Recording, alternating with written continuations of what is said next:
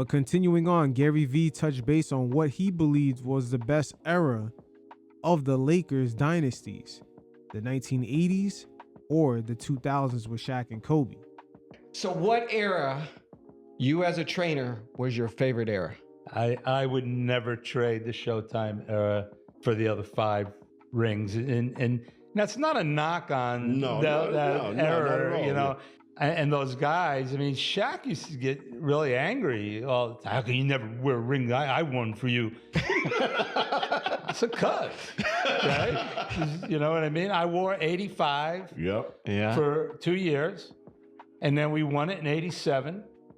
Now, if you ask me for a basketball year, even though 87 as a basketball team was magnificent. Yeah. I mean, we were really good. Like, you can make an argument that the greatest, one of the greatest of the teams of all time. Without a doubt, to me, one of the greatest teams ever. But the 85 ring, beating the Celtics for the first time, my rookie year, beating the Celtics for the first time on the parquet floor, I have to say that you can't top that. Okay? Yeah. Now, you fast forward to 87, okay? We win the championship, and my first daughter is born in August, right after it. Yeah. So as a year of my life, to win a championship and then have the most important thing that anybody can have in their life, which is children, okay? I started wearing 87. And I never wore 85 again, and I never wore any of the other 6 rings. Okay. Hey, Gary, they're in a vault. There you go. In the bank, so don't bother coming to the house because they ain't there. So you ain't gonna get them there either. Forget about it. But this is the crazy thing. This is the crazy thing when we won in '85. We're in Boston. We win in '85 in the Garden, and we're in the locker room. We're just chilling. We're having a good time. Champagne is flowing and everything. And it's his rookie year, right? Because it's my second year. So we lost in '84, right? So Gary says, man, y'all said this shit was hard. This shit ain't that hard. It's my first year and I got a championship. Hey, when you got Magic Johnson and Kareem, they make it look easy. But the 1980s was completely dominated by Magic and just Kareem. And that's where Magic Johnson doesn't really get enough credit. He might actually be the greatest Laker of all time. Just looking at his 13-year career, he made the finals 9 times. And in his last 4 seasons in the NBA, he won the NBA regular season MVP 3 times within that span. So he really was forced into retirement during his prime years. Just because he lost to Michael Jordan in '91, sometimes the narrative or even over-assumption by the fans who weren't there at the time, including myself, but I love the history of the league, is that Magic was outside of his prime. In a way, that would be almost equivalent to LeBron James winning the MVP, I believe, in either 2012 or 2013, and then he'll be forced into his retirement as he makes his way back to Cleveland. This is where the GOAT conversation is missing a lot of nuances, especially when they instantly put guys who are still playing at number 2. Let's do it again next year. Yeah, let's do it again next year. So he thought it was that easy. You know, first year we win a championship like it was nothing, piece of cake. I learned my lesson next year, though. You were the trainer with this young man that played his whole career, Kobe. When did you realize he was going to be an all-time great? Interesting question, because I didn't see it. You know, I really didn't. Everybody, like Jerry West, saw it. Yeah. We traded Vlade Divac for Kobe. You understand that trade? I mean, he's a legit 7-foot guy that could play with huge hands. Vlade could play. Okay, if he touched the ball, he owned it. Great footwork, smart. You know, okay. I love when he played defense on Shaq. Do you know? You probably, I don't know if you know this, but okay, when Shaq would get him in the post, I mean, he'd destroy him, right? Right. But so the only thing Vlade could do was he invented the flop. Yeah. But do you know that he used to actually whisper in Shaq's ear? So the first possession that Shaq would get in the post, right before the ball went into Shaq, he'd say, "You ready to get 2 quick fouls?" which is Vlade playing with his mind. Yeah, Vlade was smart, man. So now, like does Shaq still try to barrel through him? Right. Or maybe he tries to fade away, which maybe helps Vlade defend him a little bit. That's how, you know what I mean? Like he had other game besides just, you know what I mean? There's nuances to the game, you know? And also the flopping. Vlade was very good at that. So for me, like giving away a legit 7-footer, which is hard to come by for a 17-year-old kid, Yeah. you know? And I truly remember, you know, and he was stubborn. Kobe was stubborn. And Kobe was one of those guys that had a lot of postural dysfunctional movement patterns because of the type of training and the amount of basketball that he played, and as hard as he trained. I mean, you know, he just kept doing the same things over and over. By the time we got him at 17, to the time he retired, he was all out of whack. You know, and he got better at it because he started to realize I need to start to change some of these things, you know? And that's where people like Judy Cito came in and you know, Alex McKechnie was very influential in how we changed a lot of our training back in those days, and in terms of core and, you know, pelvic dysfunction and that kind of thing. But I guess it had to be for sure when we played Indiana in the finals. Yeah. And Kobe had sprained his ankle, I think, in game 2, right? Yeah. So it was 2-3-2 in those days. So he sprains his ankle in game 2 severely.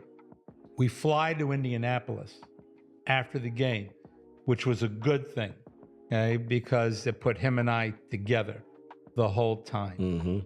So what we try to do at that point is to try to control the inflammatory process. Now, you're going to hear a lot of things today in physical therapy, athletic training, orthopedic medicine, especially with stem cells and things, that we want the inflammatory process because that triggers the healing process. Yes, that's true, but we want to control the inflammatory process, which means in this instance that you don't want this big swollen ankle. Okay, because your body's not going to lay down new cells, what we call, you know, fibroblastic development, until it cleans out all that dead stuff, you know, the swelling and everything. So you're trying to control that swelling, which it's painful, and it takes a lot of compression. It takes a lot of physical manual therapy of flushing it out. So I have to be there with him doing this stuff with my hands actually on him. And so that whole flight, which we're now also battling, you know, air pressure, okay, which also makes it want to swell. Okay.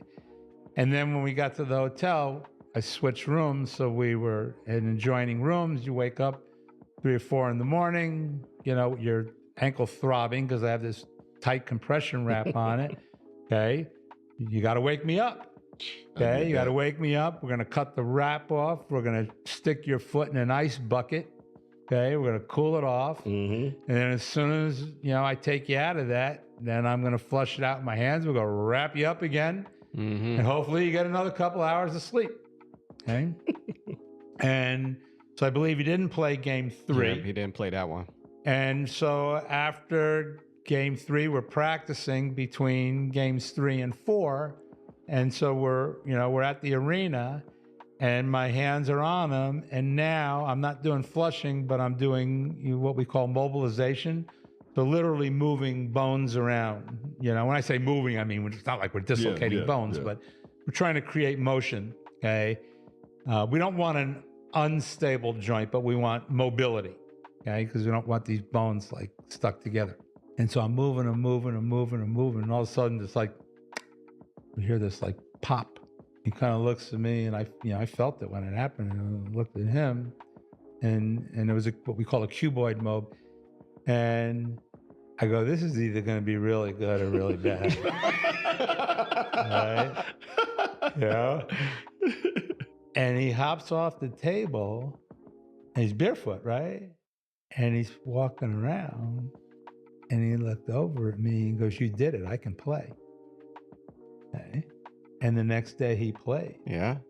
And we beat him in 6 games And I mean, they were good. I mean, now of course Shaq was dominant. He was dominant. Yeah, Kobe had his breakout moment in the finals in the Game 4 against the Pacers, where Shaq fouled out in the overtime and Kobe led the Lakers to a victory. That's where he really got his first taste of how it's going to feel like when he's the team captain. But a team is like a family, and you may get mad at somebody in your family. You might get angry with your mom or your dad or your brother or your sister, but you don't stop loving them. Mm-hmm. Facts. And that's the difference. And in that era, we stopped loving each other. And when that happened, people started choosing sides. Mm-hmm. Damn, you could hear it in Gary V's voice. That separation during the Shaq and Kobe days, it really hurt them, and it all came together during that 2004 finals against the Pistons. Kobe was definitely not trying to have Shaq finish with that MVP. And so it's easy to blame Kobe. This really bothers me. Yeah, no, I know it does. Because we should have won 10. Facts. They should have won way more championships. Way more championships should have been under Kobe and Shaq's belt as a duo. But unfortunately, egos prevailed. Once again, the fact that Kobe was willing to fight Shaq, that's how bad he wanted to be the captain of the team. It's easy to blame Kobe, and it's easy to blame Shaq. What about the rest of us, including me? There's other players, there's management, there's ownership, coaches, okay? People chose sides, okay? People on the team, players chose sides. Right. Okay? Coaches chose sides. The fans chose sides. And they still do today. A lot of the Kobe portion of the Laker fan base somewhat remembers the history of that three-peat, making it seem like Shaq and Kobe were at the same level, and that was not the case. Some of you fellas can go back and look at some of the highlights of those finals. Kobe Bryant is shooting wide open jumpers, and that's because of all the attention that Shaq was getting. And when it comes to the further after effects of all that division between the two, it even changed the way that Shaquille O'Neal is remembered by Laker fans today. He should be held up to a much higher tier when we remember all-time Laker greats. It's only Michael Jordan and Shaquille O'Neal who three-peated and won 3 straight final MVPs. Coaches chose sides. The fans chose sides. Okay? And it was divisive, and the whole thing crumbled. Okay? And it didn't have to. Mm-hmm.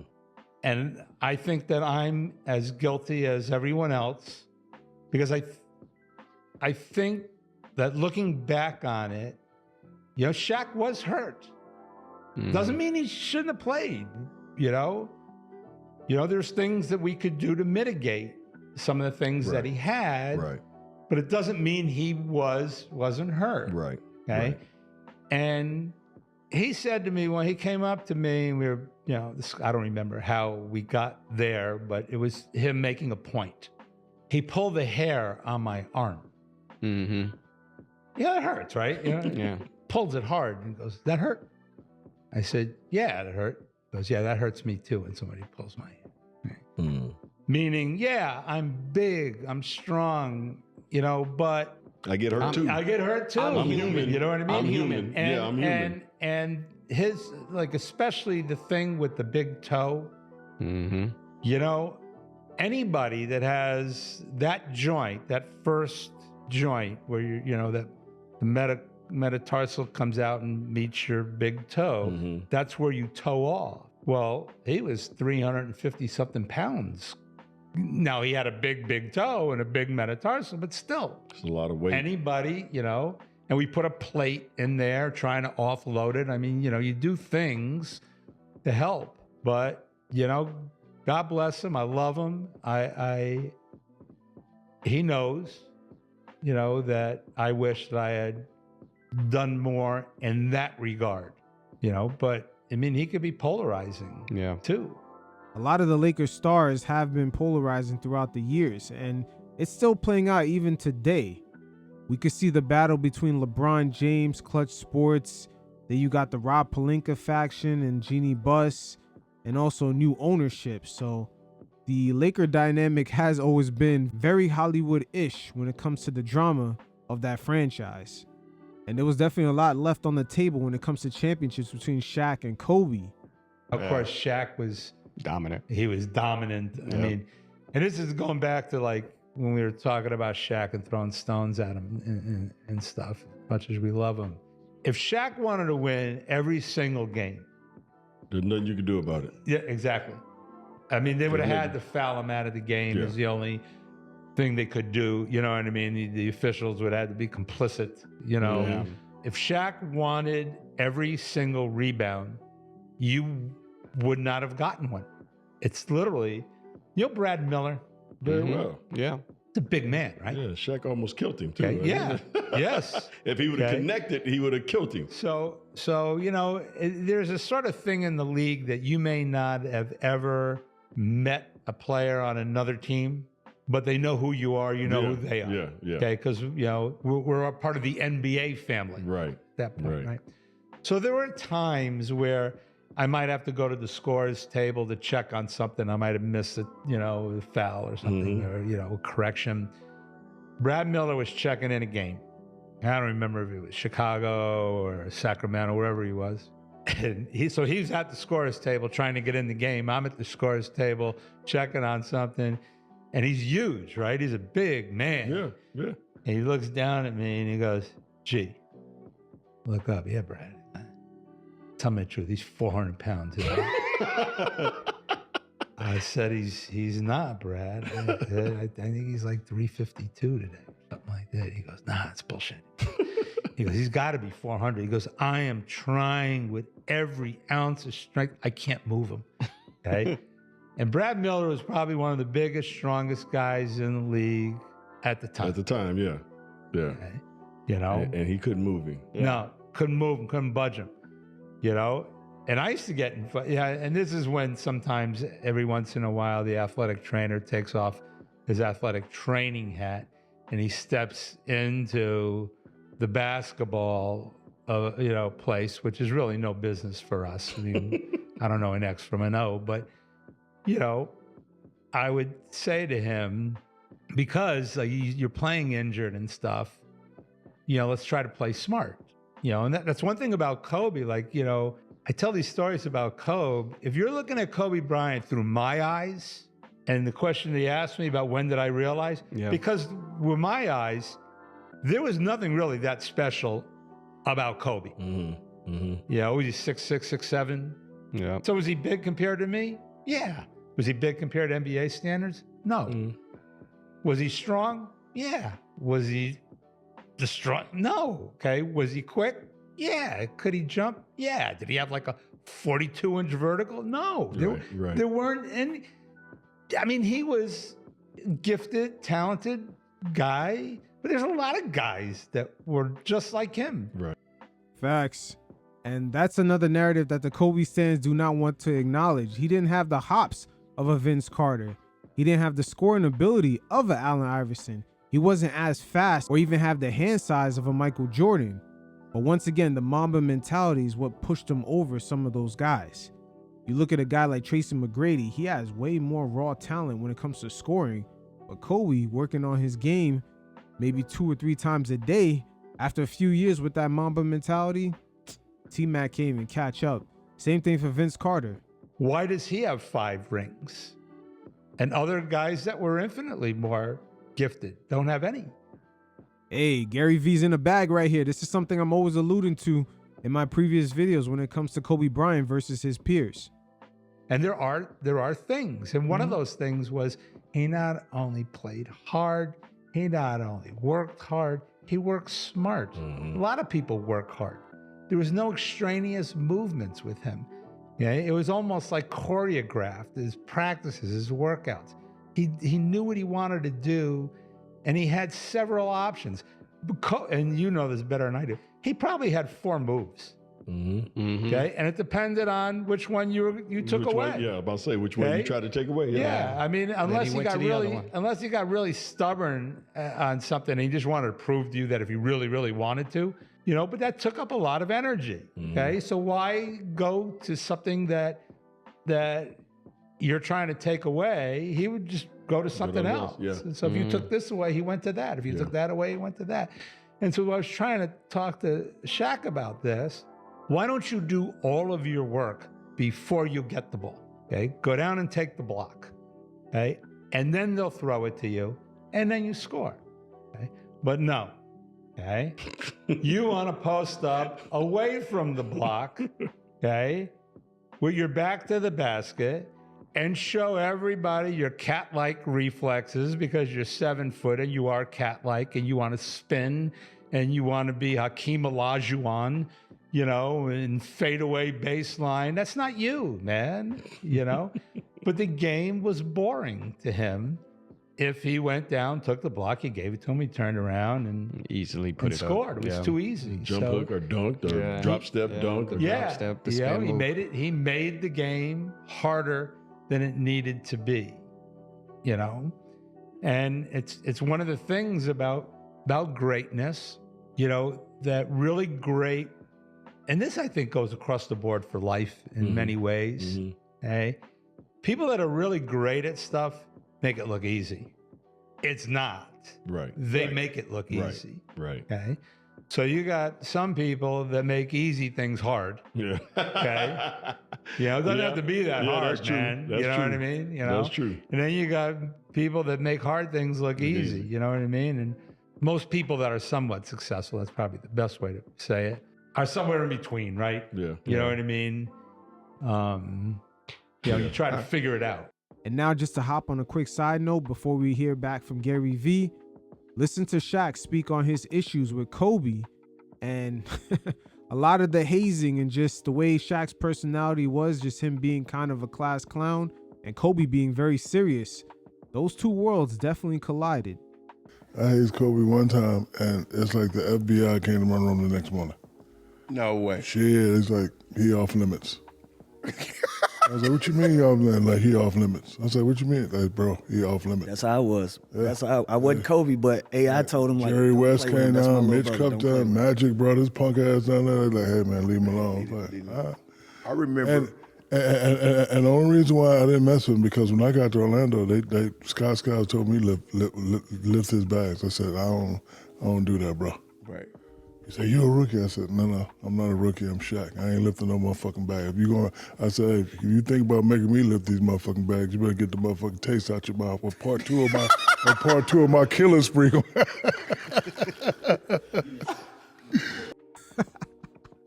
You notice how Shaq called Magic's punk ass? Yo, Magic loved Kobe, man. That's his man's right there. I know Magic was riding hard for Kobe. So Shaq got a little animosity right there. He said Magic's punk ass. Oh, man, we see you right there, Shaq. I always talk about my 4. Don't get 3 without him, right? Absolutely. Don't get 3 without Big Shot Bob. And, we went through a lot of trials and tribulations that built us into the powerhouse that we became. I revealed something on Trey's podcast, Young Trey, and how I used to handle Kobe. See, when I was there, it was mine. Everything was mine. And I see that he wanted that. Now, a lot of times when you get in a position like that, you're not going to get it. But I knew that I needed him. So I would egg him on. Well, fuck it, it's my team. And they would just drive him crazy. No, what? Fuck you, man. Fuck all that. Just throw that motherfucker to me. You ain't good at because remember his first 2 years. I won't say he was good, but he was young, and he would try to do stuff and be like, nah, that ain't how the shit work, my boy. Throw that motherfucker to me, cut, then we give it, and it would drive him crazy. So he'd be like, when he said he was in the gym 17 hours a day, he was. I leave because listen, people always talk about, oh, you never came down in shape. Who the fuck I'm getting in shape for? Yeah, Shaq talking this shit. But right there, him talking about Kobe wasn't quite yet that guy. The Kobe stands within the Laker fan base still narrates that story as if Kobe came into the league being that guy. And that's what makes that whole Mamba mentality very genius, because day by day, if you outwork your opponents, you're eventually going to surpass them. Again, it's very unfortunate the friction that happened between the two, because it even affected the way Shaq is remembered within the Laker organization. He should be held up to a much higher esteem. who I'm training for. I don't have to. I'm already that guy, and when I want to get ready, when I turn it on, that's when it's gonna be a problem. So he had to do that. So he pew pew pew pew, and I see that it's like having a little puppy. Right. You see the puppy bites. Now we got to train him. You smack him on the head, see what he gonna do. You smack him on the head and he go away. You know you got a soft puppy, but you smack him to come out. So I would just drive him crazy because I knew I was gonna need him. Motherfucker, I'm getting 30. What you getting tonight? But I would piss him off, and the media, people don't understand marketing. I wanted everybody to talk about us. Yeah, what happened to that? Motherfucking Lou Williams ain't passed the motherfucking ball he wanted to shoot because I know Lou Williams ain't no punk. He gonna say something back. But on the court, it was all like. He knows this. Off the court, everybody gonna do what they do. When you get inside that rectangle, that square or whatever, it's all respect. So, you know what I mean? But I used to just drive him crazy on purpose, and it worked. Like people say, what would you do different? I wouldn't do nothing different. I wouldn't do, because we won 3 out of 4. It'll be a better narrative if we won 1 out of 4 or didn't win any. We won 3 out of 4. I ain't the smartest cat. That's 75 motherfucking percent. I'm good. Hey, 3 out of 4 isn't bad, but there was so much left on the table. It's just, oh man, we could only imagine. Those two still to this day is perhaps the most dominant duo we've ever seen. I would say post Michael Jordan, it's Kobe and Shaq, and then in second place would be Durant and Stephen Curry.